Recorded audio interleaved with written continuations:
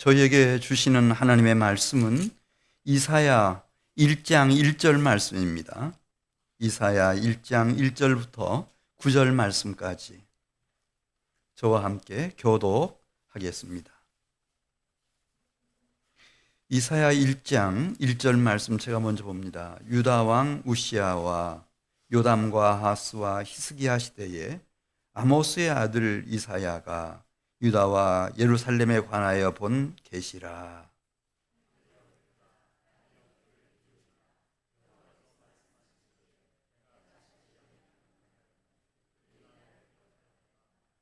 소는 그 임자를 알고 나귀는 그 주인의 구유를 알건만은 이스라엘은 알지 못하고 나의 백성은 깨닫지 못하는도다 하셨도다.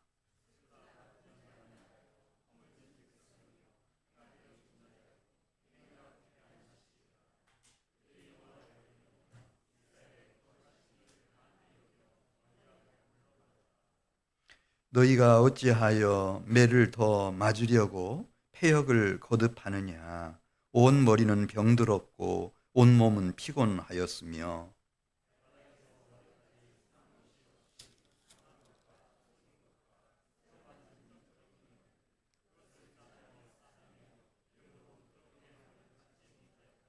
너희의 땅은 황폐하였고 너희의 성읍들은 불에 탔고 너희의 토지는 너희 목전에서 이방인에게 삼켜졌으며 이방인에게 파괴됨 같이 황폐하였고.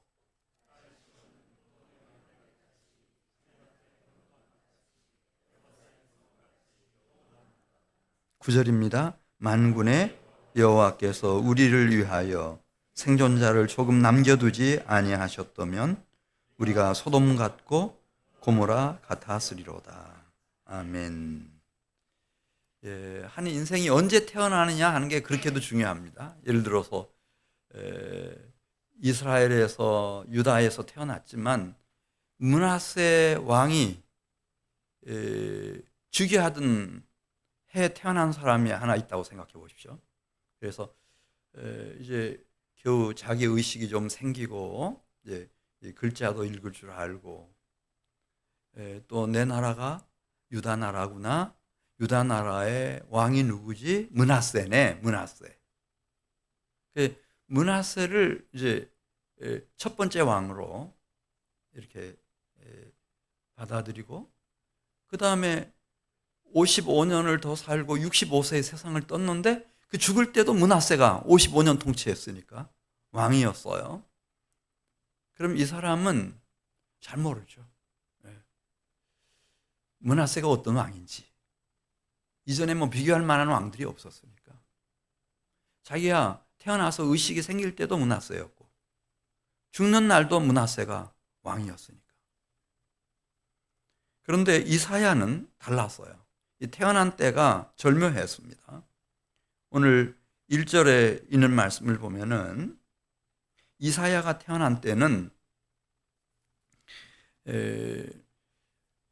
주전 770년 경으로 보입니다. 주전 722년에 북왕국 이스라엘이 아수르에 의해서 진멸당하는데 그러니까 한 40여 년 동안을 다 보는 거예요. 우리가 원래 한 나라였는데 이렇게 남북으로 나라가 나뉘어지게 됐구나. 그 다음에 북에는 19명의 왕이 있었는데 이제 마지막 왕인 호세아가 세상을 뜰 때까지 그리고 북왕국이 완전히 멸절되고 진멸될 때까지 그 왕들이 나라를 어떻게 이끌었는지를 다 본 거예요. 다 봤어요.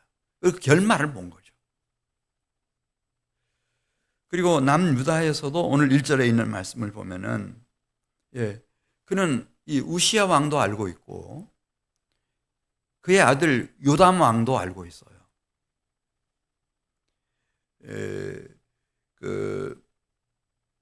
뿐만 아니라 아하스 왕 얼마나 참 악명 높은 왕이에요. 그리고 히스기야 왕까지 그렇게 많은 왕들을 내리쳐 알고 있어요. 그러니까 이 이사야는 게다가 기도를 하는 사람이니까. 네. 이걸 알 수 있는 거예요. 지금 이 사람이 어떤 왕인지. 우시야가 어떤 왕이다. 요담이 어떤 왕이다. 아하스가 어떤 왕이다. 히스기야가 어떤 왕이다. 다 알죠. 그리고 그들의 통치 마지막에는 이제 이 심판이 있어요. 호세아와 북왕국의 심판이 있었던 것처럼 다 이 하나님이 살아계셔서 물론 죽고 난 후에 지옥 가고 천국 가는 것도 결정되지만은 이 세계와 역사 안에서 하나님이 다 살피시고 정확하게 심판을 하시는 거예요. 그래, 그는 왜 북왕국이 하나님을 그렇게도 진노하게 만들었고 하나님 앞에서 범죄하는 길로 가다가 완전히 멸절당했는지, 돌이킬 수 없도록 완전히 심판받고 말았는지, 그것이 뭐 생생하게 뇌리에 새겨져 있죠. 그리고 남유다도 지금 어떤 길로 가는지, 자기에게 주어진 상황과 여건 속에서 하나님을 떠나지 아니하고 하나님을 경외하기 위해서 최선을 다한 사람들은 그 마지막이 어떻게 되고, 이 사람들이 통치하는 예루살렘과 유다는 어떻게 되고, 그리고 하나님을 거스리고 대적했을 때는 어떻게 되는지, 이걸 뭐 직접 보고 들었으니까요. 이 문제를 놓고 하나님 앞에 기도하는데 오늘 1절에 있는 말씀 보면 하나님께로부터 이 묵시와 계시가 오는 거예요. 아, 하나님은 살아계시는구나. 그래서 이 세계 안에서, 이 역사 속에서 다 하나님 감찰하시고 하나님이 심판하시는구나.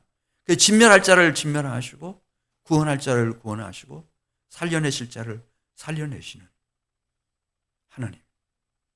여호와는 진정 구원하시는 분이로구나. 원래 이사야라는 이름의 의미가 여호와는 구원하신다, 그런 뜻이에요. 자, 1절 말씀 보겠어요. 1절 같이 읽습니다. 유다 왕 우시야와 요담과 아하스와 히스기야 시대에 아모스의 아들 이사야가 유다와 예루살렘에 관하여 본 무엇이라고 그랬죠? 계시, 이걸 비전이라고도 번역하고 리빌레이션, 계시라고도 번역할 수 있겠죠. 이게 막 오는 거예요. 그래서 어떻게 가면은 한 개인 왕뿐만 아니라 그 나라와 백성들까지 멸망의 길로 가는 것이고, 그리고 어떤 길로 가면 구원자이신 하나님의 은혜와 축복 속으로 나가는 건지. 그래, 북왕국은 어떤 길을 걸었고 지금 남유다는 지금 어디에 와 있는지, 이걸 하나님이 계시로 묵시로 이사야에게 막 보여주시는 거예요.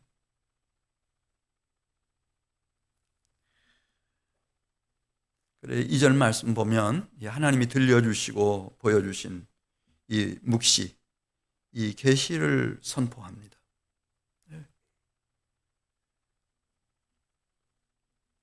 2절 말씀 보겠습니다. 이 하나님이 이 이사야에게 들려주신 말씀입니다. 하늘이여 들으라, 땅이여 귀를 기울이라.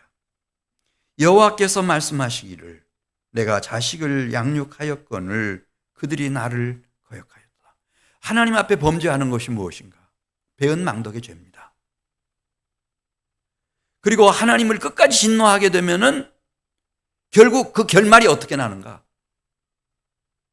잘 들어보라는 거예요. 그래서 하늘이여 들으라, 땅이여 귀를 기울이라. 여호와께서 말씀하시기를 내가 자식을 양육하였거늘 그들이 나를 거역하였다. 여기 어머니들 계시지만은 내 배가 아프고 내가 피를 흘려서 아이를 낳았어요. 기도로, 주의 교양과 훈계로, 사랑으로 잘 양육했습니다. 평생을 양육했어요. 그런데 마지막에 이 자식이 딱 돌아서는 거예요. 원수처럼. 그리고 어머니에게다 비수를 그 목에다가 들여대요. 죽이겠다고. 실제로 뭐 딸이 엄마 죽이기도 하고 막 그런 뉴스 여러분 보잖아요. 예. 이게 배은망덕의 죄예요. 지금 왜 사마리아와 북왕국 이스라엘이 그걸 이 이사야는 직접 봤거든요. 그가 선지자로 기름 부음을 받고 세워질 때가 주전 751년인데 우시아가 죽던 해. 이제 한 30년 후에 이 사마리아와 그 북왕국이 아수리에서 멸망당했어요. 그러니까 그 역사를 막 현실처럼 딱 기억하고 있죠. 왜 하나님이 이스라엘 북왕국을 심판했냐? 지금 그 얘기를 쓰는 거예요. 그것은 하나님의 은혜를 저버린 배은망덕한 죄 때문이에요. 우리가 이렇게 선택을 받고 하나님의 소명, 낮에 말씀드렸습니다마는 콜링, 이것을 듣고 그분의 보호 속에서 우리가 여기까지 왔어요. 우리는 하나님의 선택을 받은 사람들이고 하나님의 은혜 속에 지금까지 우리가 살아온 사람들이에요.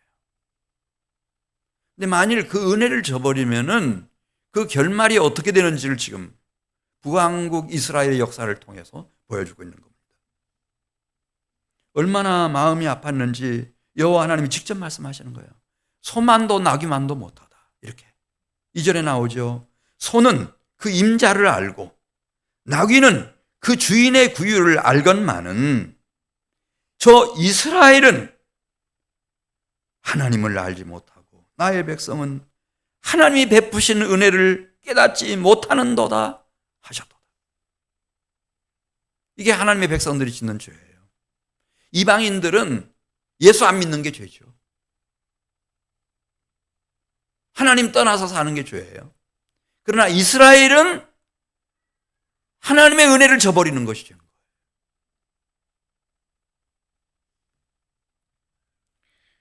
그래 4절 말씀 보면은 하나님이 너무 힘들어하시고 슬퍼하시면서 4절 슬프다 범죄한 나라요 허물진 백성이요 행악의 종자요 행위가 부패한 자식이로다.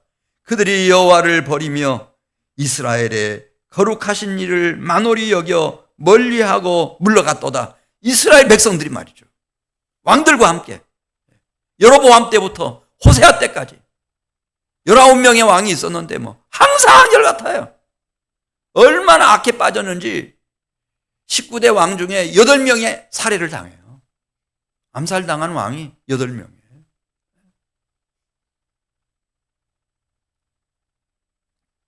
이스라엘은 그러면 안 되거든요.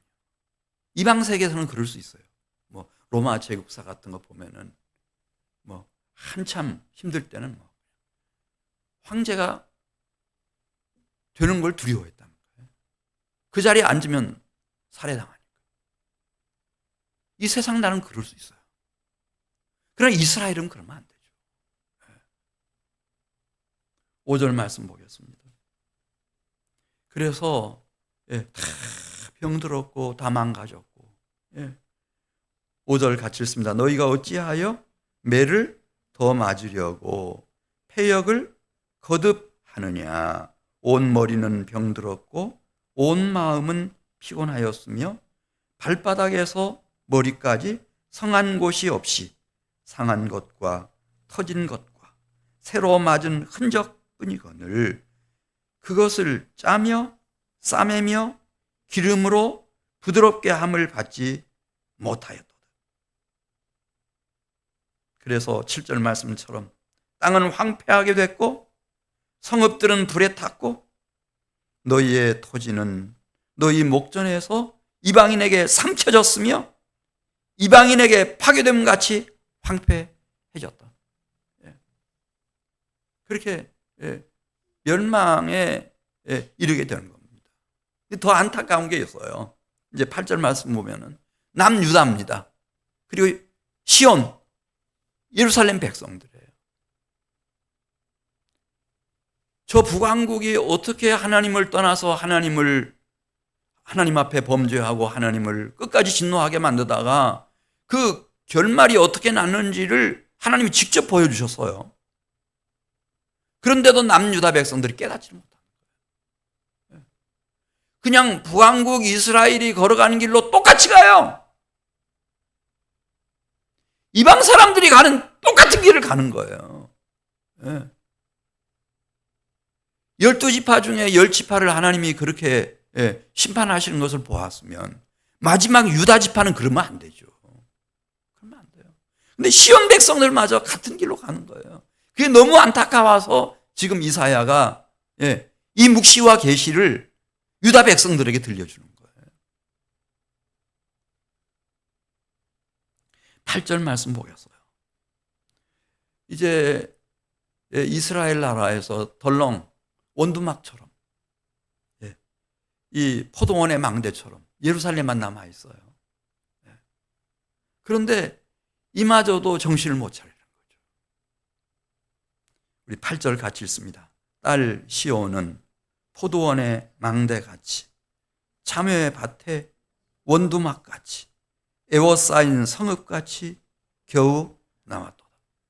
벌써 히스기야 때 실제로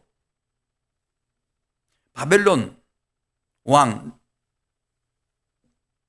느부갓네살이 성을 포위하지 않았습니까? 여기 에워싸인 성이라는 말이 그냥 자기가 상상력으로 하는 얘기가 아니고 실제로 그런 현실 속에 들어와 있는 거예요. 근데 잘 깨닫지를 못합니다. 너무 안타까워서. 9절 같이 읽습니다. 만군의 여호와께서 우리를 위하여 생존자를 조금 남겨두지 아니하셨다면 우리가 소돔 같고 고모라 같았으리로다. 그런 큰 전쟁의 재앙 속에서도 하나님이 그냥 방치해 놓으셨다면 소돔 고모라처럼 다 진멸됐을 거라는 거예요. 이스라엘 백성 전체가. 근데 하나님이 긍휼히 여기시고 불쌍히 여기셔서 남은 자를 좀 남겨놨어요. 12지파 중에 유다 지파 중에 그리고 유다 나라 중에 남은 자들을 남겨놓으셨어요. 이 남은 자라고 하는 것은 이거 중요한 사상입니다. 나중에는 결국 유다와 예루살렘마저 멸망의 길로 가죠. 그래도 하나님은 남은 자들을 남겨놓으셔요. 포로로 바벨론에 끌려갔을지라도 남은 자들을 남겨놓으셔요. 10절 가서 보겠어요. 잘났다고 하는 관원들이며 모든 백성들이 하는 짓이 그냥 이방 세계하고 똑같다는 거죠. 소돔의 관원들이 하는 짓 그대로 하고 고모라 백성들이 살아가는 방식, 그 방식을 그대로 쫓아가는 거예요. 그걸 오히려 부러워하면서 야, 저 아수르를 봐라. 저 바벨론을 봐라. 이렇게. 그래서 강성한 나라, 어마어마한 제국을 이루지 않았냐. 이렇게 가는 거죠. 10절 같이 읽습니다. 너희 소돔의 관원들아 여호와의 말씀을 들을지어다. 너희 고모라의 백성들아 누구의 법에 귀를 기울일지어다. 그렇죠? 하나님의 말씀에 귀를 기울여야 되죠. 하나님의 법이 뭔지를 알아야 돼요. 법을 만드는 게 문제가 아니고요. 우리가 만들어 놓은 법이 하나님의 법을 거스르면 어떡할 거예요?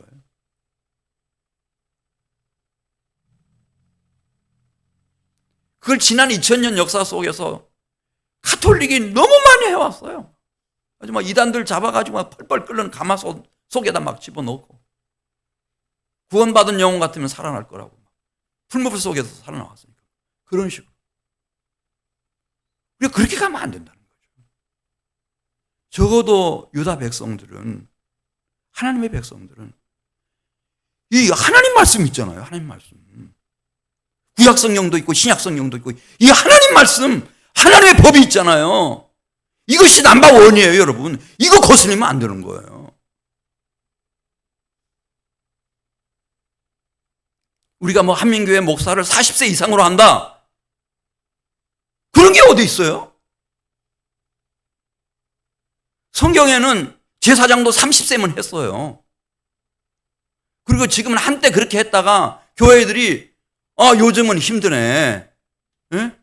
좋은 목회자는 일찍 잘 우리가 찾아내서 교회와 함께 목회자도 잘 성장해 가도록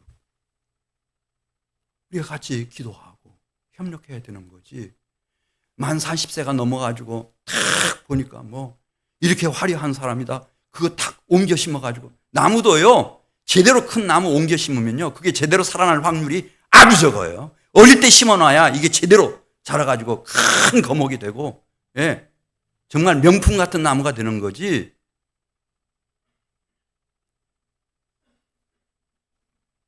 그 얘기하는 거예요. 왜 북왕국이 가는 길로 가느냐 이거지. 왜 이방 사람들이 가는 길로 가느냐 이거예요. 너희는 그러면 안 된다는 거죠. 너희는 하나님의 백성이기 때문에 하나님의 말씀을 들어야 되고 하나님의 법을 찾아가는 거죠. 하나님의 통치를 우리는 원하는 거니까요. 우리의 목표는 하나님 나라예요, 여러분. 오늘 안수 집사님들 특송해 주셨는데, 특별히 안수 집사님들은요, 기도 많이 하셔야 돼요. 자기 소견에 오른 대로 하면은요, 이 교회가 글쎄요, 사사시대처럼 돼버리는 거예요.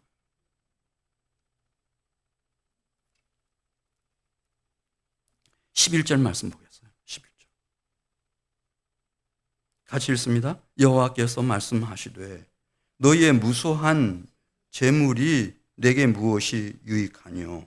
나는 순양의 번제와 살진 짐승의 기름에 배불렀고 나는 수송아지나 어린 양이나 순념소의 피를 기뻐하지 아니하노라. 이방의 종교는요, 그냥 재물에 있어요. 모든 게 다. 의식에 있고요. 절기를 지키는 것에 있는 거예요. 그 최고의 제사는 자기 몸으로 난 아들, 딸을 불살라서 바치는 거죠. 이게 최고의 정성이에요. 정성. 그런데 여호와 신앙은 그게 아니에요. 여호와 신앙은 그 의식보다도 제사보다도 절기보다도 더 귀한 게 있어요. 살아계신 하나님과 나의 영혼과 내 인격이 제대로 친밀한 관계를 가지는 거예요. 그래서 주님 11절 말씀하시는 거예요. 너희들 이방 종교를 섬기는 사람들처럼 뭐 무수한 재물, 순양의 번제, 살진 짐승의 기름, 뭐 송아지의 피, 어린 양의 피, 순념소의 피, 그거 바치고서 다 바쳤다고 이방 종교를 숭배하는 사람들처럼 그런 정신 가지면 안 된다는 거죠. 그 길로 북왕국이 가다가 다 망했다는 거예요. 우리는 우상 숭배가 아니에요. 살아계신 하나님과의 만남이죠. 12절 말씀 보겠어요. 그런 자세로 나한테 오려면 오지 말라 그러는 거예요. 12절. 너희가 내 앞에 보이러 오니 이것을 누가 너희에게 요구하였느냐? 내 마당만 밟을 뿐이니라. 헛된 재물을 다시 가져오지 말라. 분향, 향을 태워드리는 것은 가증한 것이라는 거예요. 그게 뭐 월삭이든 안식일로 모이든 무슨 절기 제사든 성회와 아울러 악을 행하는 것을 내가 견디지 못하겠노라. 하나님은 그 사람의 마음이고 인격이고 영혼이고 그 사람의 삶이에요. 삶이에요. 그 삶이 거룩하신 하나님과 이렇게 하모니를 이루고 친밀한 사귐 속에 들어가 있어야지, 이거 없이 막 종교의식만 막 성대하게 하고 막 자식들 불살라서 막 바치고 막 날마다 막 향을 불살라서 연기를 올리고, 그 가증한 거다 이거죠. 가증한 거다. 그 길로 가면 안 된다. 14절에도 계속 그거 쓰는 거예요. 기독교는 절대 그 우상숭배 같은 종교 행위가 아니라는 거예요. 하나님과의 인격적인 관계지. 14절 봅니다. 내 마음이 너희의 월삭과 정한 절기를 싫어하나니 그것이 내게 무거운 짐이라 내가 지기에 곤비하였느니라. 너희가 손을 펼 때에 내가 내 눈을 너희에게 가리고 너희가 많이 기도할지라도 내가 듣지 아니하리니 이는 너희의 손에 무엇가 가득함이라 그랬어요? 피가 가득한 거예요.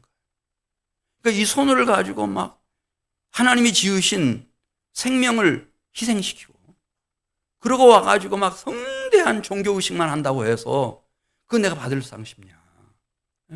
어떤 분양이라도 나 그거 받지 않는다. 16절 말씀 같이 보겠어요.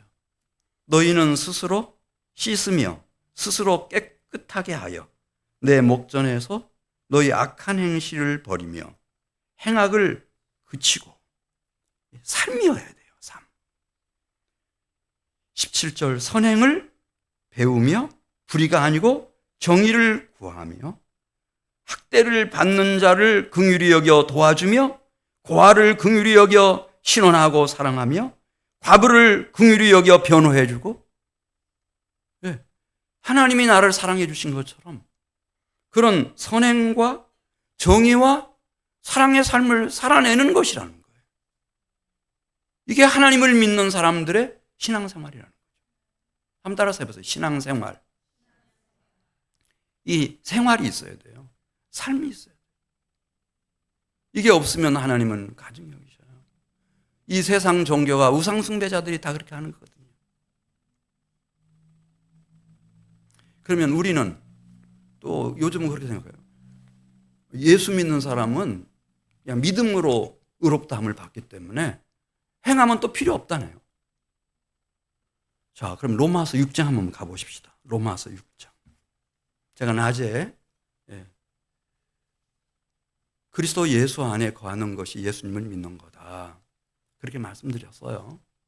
그럼 그리스도 예수 안에 거한다고 하는 게 무슨 뜻이냐? 로마서 6장에서 설명했거든요. 로마서 6장에서 설명하는데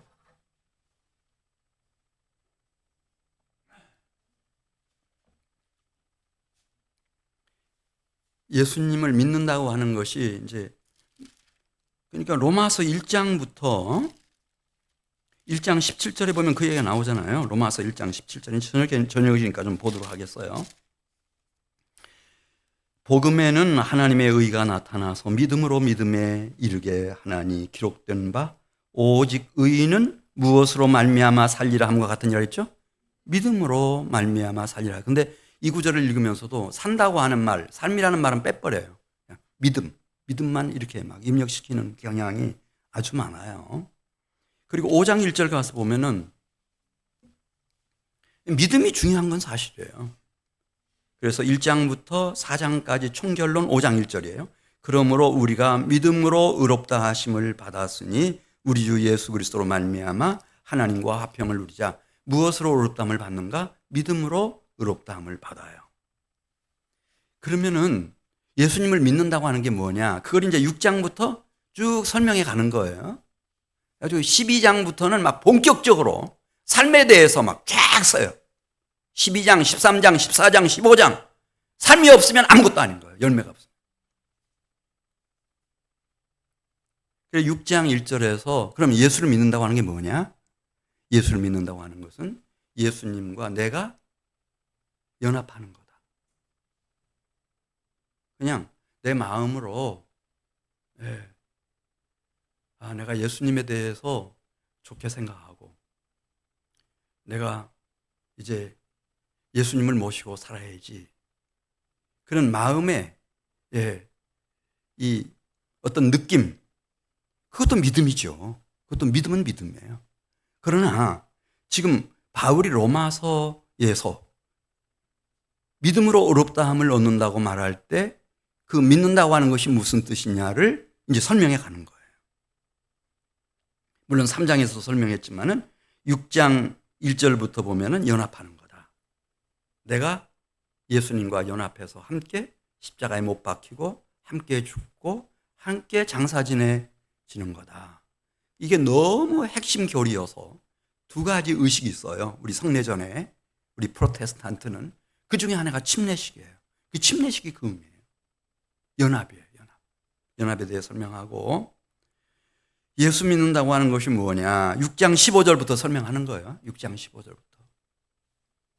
그래서 내가 예수님 안에 거하게 되면, 예수님과 연합해서 예수님 안에 거하게 되면은 자연스럽게 우리의 행실이 바뀔 수밖에 없다는 거예요. 자, 로마서 6장 15절 어떻게 바뀌는지 이제 같이 읽겠어요. 시작. 그런즉 어찌하리요? 우리가 법 아래 있지 아니하고 은혜 아래 있으니 죄를 지으리요? 그럴 수 없느니라. 우리가 예수님을 믿어요. 예수님과 연합이 됐어요. 내가 예수님 안에 거합니다. 왜냐하면 예수님 안에 죄와 사망의 법을 이기는 생명의 성령의 법이 거기 운행하고 있고, 하나님의 능력이 그리스도 예수 안에서 역사하고 있고, 예수님은 내 안에, 내가 아버지 안에 있고 아버지께서 내 안에 계시다고 말씀하셨어요. 그래서 예수님 안에 들어가는 것은 은혜 안에 들어가는 거예요. 할렐루야. 그럼 그 은혜 안에 거하는 사람들은 죄를 지을 수 있죠. 그냥 죄사함 받으면 되니까 또. 그런데 15절에서 말씀했어요. 더더군다나 죄를 못 짓는다는 거예요. 예수님 안에서는 더더군다나 그 생각조차도 힘들다는 거죠. 다시 15절을 읽어요. 그런즉 어찌하리요? 우리가 법 아래 있지 아니하고 은혜 아래 있으니 죄를 지으리요? 그럴 수 있느니라? 없느니라. 그럴 수 없어요. 그럴 수 있느니라고 하면 이제 구원당한 거예요. 이단들이 그렇게 가르치는 거예요. 16절을 가서 보겠어요. 16절. 내가 예수님 안에 거하면은 죄를 지을 수 없다는 거예요. 16절 순종의 길로 가게 되는데 16절 같이 읽습니다. 너희 자신을 종으로 내주어 누구에게 순종하든지 그 순종함을 받는 자의 종이 되는 줄을 너희가 알지 못하느냐? 혹은 죄의 종으로 사망에 이르고 혹은 순종의 종으로 의에 이르느니라. 할렐루야.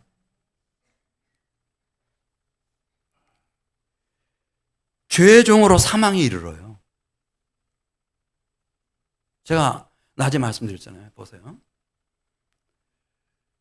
이게 이제 그 구원 서정이라고 그렇게 말하는데, 이제 이 구원의 단계가 우리가 예수님을 제대로 알고 예수님과 내가 연합이 되고 내가 예수님 안에 들어가면 그 첫 번째가 어떤 일이 일어나는가? 낮에 말씀드렸죠. 소명입니다. 예수님 안에서는 하나님의 음성이 들려와요. 하나님이 나를 부르는 음성이 들려와요. 왜냐하면 하나님께서 예수님 안에 계시기 때문에. 하늘 아버지께서 나를 소명하시는 소리가 들려와요. 아브라함아, 사울아, 사울아. 이게 막 들려오는 거예요. 야곱아, 들려오는 거예요. 고레스야, 막 뜨거운 감동과 함께 오니까 이 들려오는 거예요. 소명.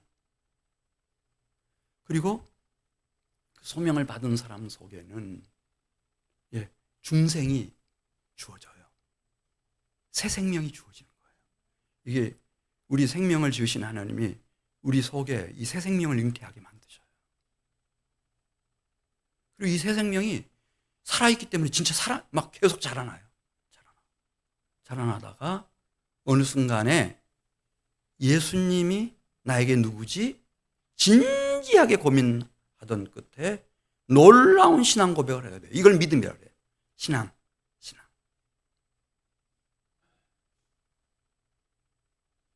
주는 나의 구주이시며 주님이십니다. 이 신앙 고백. 신앙 고백이 올려지는 거예요. 주는 그리스도시요 살아계신 하나님의 아들이십니다. 나의 주시며 나의 하나님이십니다. 이렇게 고백하듯이. 이게 신앙 고백. 그리스도 예수 안에 있는 사람이 그걸 하는 거예요. 그 신앙 고백을 하고 나면 이 사람은 바뀌어요. 그렇게 지난날 자기가 대단한 줄 생각했던 사람이 이제 그리스도 예수 안에서 빛 가운데 있기 때문에 자기의 허물이 보이기 시작하는 거예요. 자기가 보이기 시작해요. 그래서 하는 게 회개입니다, 여러분. 회개. 정말 성실하게 회개해요. 끊임없이 회개하는 거죠. 이 세상을 떠나는 그날까지. 그러니까 이 사람은 교만하겠어요? 겸손하겠어요? 이 회개라는 게 이게 주님 앞에서도 회개하지만 내가 잘못한 게 있으면 그 당사자 앞에서도 회개해야 되니까, 잘못했다고 해야 되니까 겸손하죠. 회개해요. 회개하면 그리스도 예수 안에서는 하나님이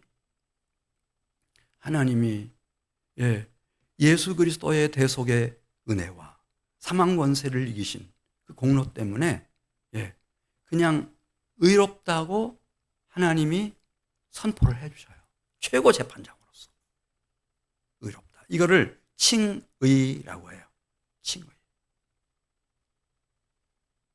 그렇게 의롭다함을 받은 사람을 하나님이 당신의 자녀로 입양하셔요. 이걸 양자라고 해요. 양자가 되는 거예요.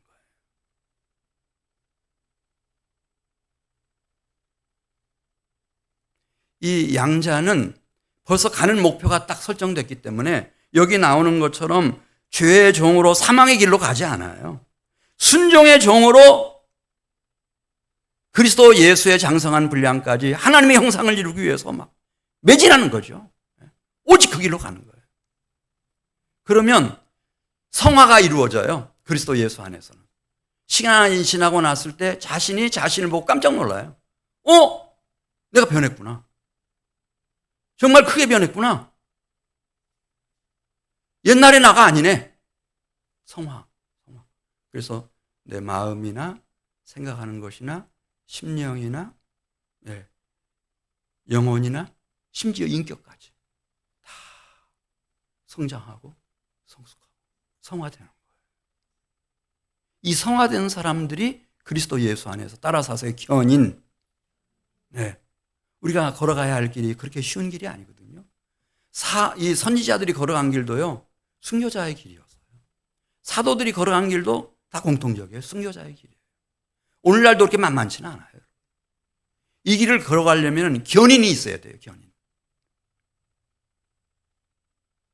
이 견인이라고 하는 말은 견고하다고 할 때 견자에다가 참을 인자, 끝까지 견고하게 다 참아내는 거예요. 절대 나호 되지 않는 거죠. 절대 후퇴하거나 뒤로 물러가지 않는 거예요. 끝까지 순례자의 길을 완주해내는 거죠. 이 땅에서의 마지막 날, 마지막 순간까지 견인이에요. 이거 없어서 중간에 낙오된 사람들 참 많아요, 여러분. 이걸 마친 사람들이 이제 예수님이 다 마치시고 3일 만에 죽은 자 가운데서 살아나셔서 하늘 보좌 우편에 앉으신 것처럼 이걸 영화라고 해요. 하늘 아버지께서 주실 영원한 영광 가운데 나가는 거예요. 이게 구원이에요. 구원을 하나만 예수님 믿는 것만 구원이라고 왜 그렇게 생각을 하세요? 제가 수없이 설교하거든요. 이거는 이제 시간이 없어서 3분 전도해야 한다든지 5분 전도해야 될 때는 그렇게 해요. 예수님 믿는 게 전부인 것처럼 믿음으로 어렵다함을 얻는 거니까 저 예수님 문으로 들어가라. 예수가 문이다. 그러니까 그것이 전부인 것처럼 해요. 그러나 그 문에 막상 딱 들어서면은 완전한 구원에 이르기까지, 영화에 이르기까지. 이게 다 구원이에요, 여러분. 왜 근데 그걸 자르는 거예요? 그걸 누가 가르쳤어요? 어떤 신학이 그런 신학이 있어요? 구원 서정이라고 그러네. 구원인데 이 구원을 말할 때 이렇게 9단계가 있어요. 정통 기독교회가 다 인정하는 거예요. 왜 그거를 못 받아들이셔요?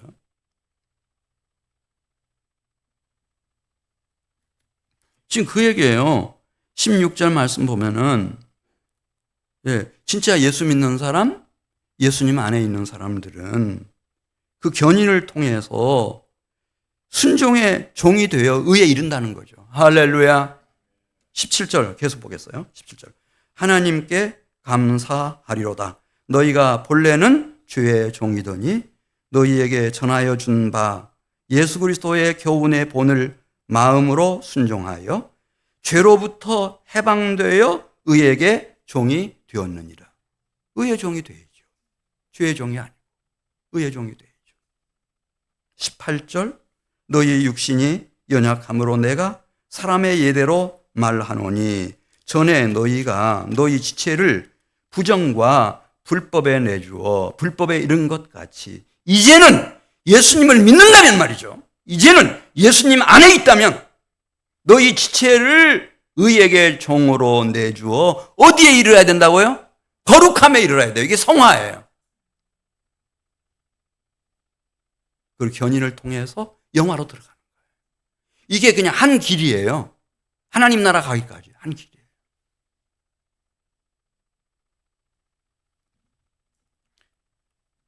이 20절 말씀 보겠어요? 너희가 죄의 종이 되었을 때에는 의에 대하여 자유로웠느니라. 하나님의 의하고는 아무 상관없는 인생을 살아왔다는 거죠. 21절 너희가 그때 무슨 열매를 얻었느냐? 이제는 너희가 그 일을 부끄러워하나니 이는 그 마지막이 무엇이라고요? 죄의 종으로 살면 아무리 예수 믿어도요? 사망인데요. 예수를 믿는다고 하는 것은 예수와 연합되는 거예요. 예수님 안에 거하는 거예요. 죄의 종의 삶을 끝장내는 거예요. 의의 종으로 사는 거예요. 여기 21절에 있잖아요. 네. 죄의 종으로 살면은 그 마지막이 뭐라고 그랬어요? 사망이라고 그랬잖아요. 성경 고치려고 하지 마세요. 여러분들이 배운 성경 공부 몇 가지 가지고요. 물론 우리 교회에서 하신 분들도 계시고 밖에서 하신 분들도 계시는데 이제 저는 알기는 알아요. 성경 공부를 인도하시는 분이 이제 이렇게 예수님을 더 분명하게 보여드리고 싶어서 막 강조할 수는 있어요. 그건 충분히 이해해요. 충분히. 그렇다 하더라도 그 모든 가르침은 성경 앞에서는 성경보다 앞설 수는 없는 거예요. 여기 성경 너희 지금 로마 교회 성도들한테 하는 얘기예요. 너희가 그때 무슨 열매를 얻었느냐? 이제는 너희가 그 일을 부끄러워하나니 이는 그 마지막이 사망임이라. 그러면서 22절을 같이 봅니다. 그러나 이제는 너희가 죄로부터 해방되고 하나님께 종이 되어 거룩함에 이르는 열매를 맺었으니 그 마지막은 영생이라. 이 거룩함에 이르는 열매를 맺어야 사망이 아니고 영생으로 들어간다는 거죠. 근데 이걸 고치려고 하지 마세요. 그냥 성경 그대로 놔두세요.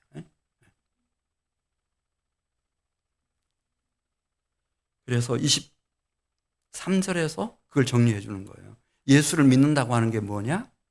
예수를 믿는다는 뜻은 내 어떤 그 심정적인 상태, 예수님에 대해서 호감을 느끼고 있고 예수님을 내가 내 마음에 모셔야지. 그것도 아주 중요해요. 또 참 중요하지만은 그러나 예수 믿는다고 하는 것은 그 예수님과 내가 정말 가까워져서 연합되는 것이고 예수님 안에 사실은 거하는 거다. 예수님 안에. 예수님 안에 거하는 자만이 그 구원 서정을 그 순서를 다 밟아갈 수가 있고 끝까지. 그리고 사망이 아니라 제대로 영생에 이를 수 있다는 거죠. 그 결론이 23절입니다. 23절. 우리 천천히 읽습니다. 죄의 삭은 사망이요. 하나님의 은사는 그리스도 예수 우리 주 안에 있는 영생이니라. 예수님을 믿는다고 하는 것은 그리스도 예수 우리 주 안에 있는 거예요. 그 안에 하나님의 은혜와 은사와 능력이 부어져요. 우리를 죄와 사망의 법에서 건져낼 생명의 성령의 법이 그 그리스도 예수 안에서 역사하고 있어요. 이 그리스도 예수 안에 있는 사람들은 영생으로 들어가는 것이고 죄의 삭은 사망이에요, 여러분. 안 믿는 사람들에게만 죄의 삭이 사망입니까, 여러분? 가룟유다 같은 사람들은 예수님 제자 돼가지고 그렇게 열심히 따랐는데 후메네오 알렉산더 같은 사람들은 어떻게 되는 거며 데마 같은 사람들은 어떻게 되는 거예요?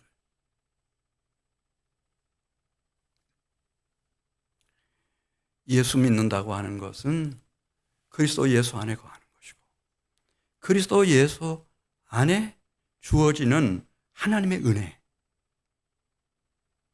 하나님의 능력, 그리스도 예수 안에 있는 사망의 성령의 법에 도움을 받아서 의의 열매를 맺히고 거룩한 열매를 맺히고 영생으로 들어가는 거예요. 이게 바울이 우리가 잘 아는 이 로마서에서 지금 얘기하고 있는 구원론이에요. 제가 조직신학 공부했어요.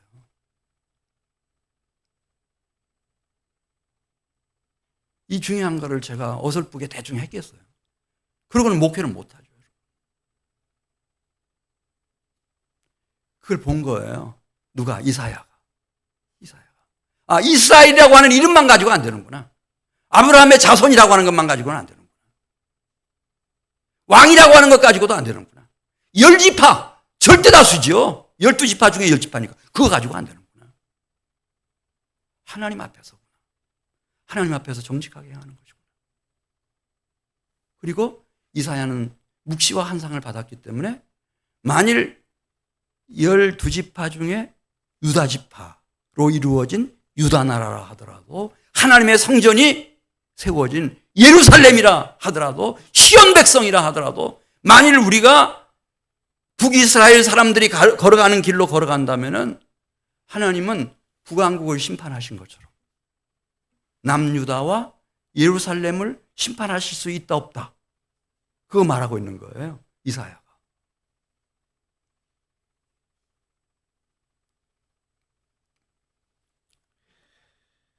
우리가 2025년을 이렇게 맞으면서 한민교회가 건강한 신앙으로 정말 균형 잡힌 신앙으로 잘 일어날 수 있기를 바라요. 하나님 살아계셔요. 하나님 다 보고 계셔요.